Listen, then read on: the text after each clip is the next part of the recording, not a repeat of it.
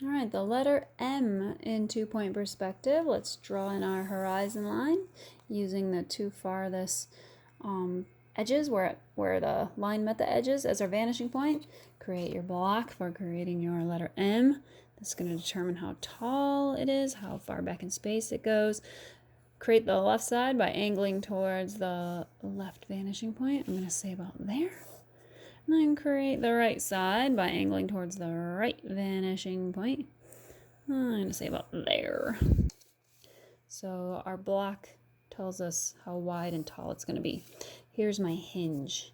And when I think about the letter M, I think about 2 vertical pieces.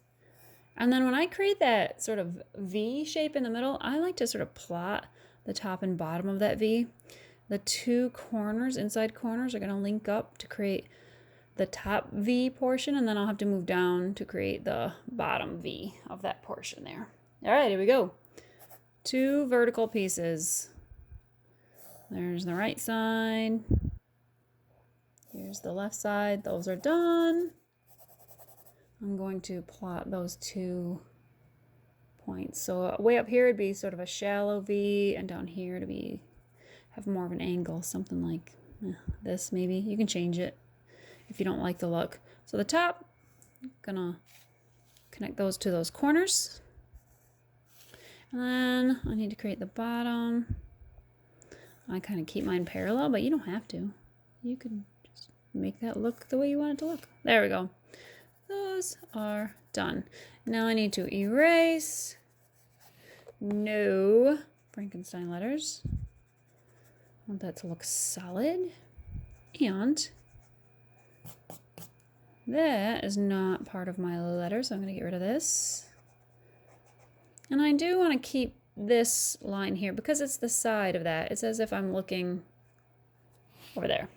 All right, so the hinge of this, when we're swinging that away from us, to the right goes from top to bottom. So we're keeping everything. This can be shaded in a medium value because that's the side. And now I'm going to scan for any other corners that on the right side that need to angle towards the left vanishing point. So I'm going to put my pencil point on the left vanishing point and just scan over all those corners. There's one. I need it. Yep. I'm going to treat that like a top. So I'm going to have that be a dark value. I'm going to keep scanning. I need this one too. I'm going to treat that like it's underneath, like it's a bottom. So I'm going to have that be a dark value. Now, this would be a side, and it pretty much relates to that. So that would probably be, I'm going to shade the whole thing in.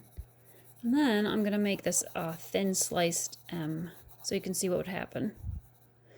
All right, so let's say I wanted this to be much thinner. Let's say this thin. It's going to be really thin. It's a thin sliced M. Well, that changes everything. All of these should relate to it. So what I tend to do is I want this side to also be thin. So I'm going to go in here and draw a line. Now you can see where that side ends. There's a back corner there.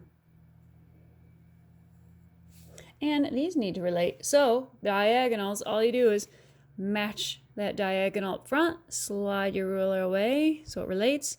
Maybe it goes there. And then this would be dark. And do the same thing with that diagonal up there.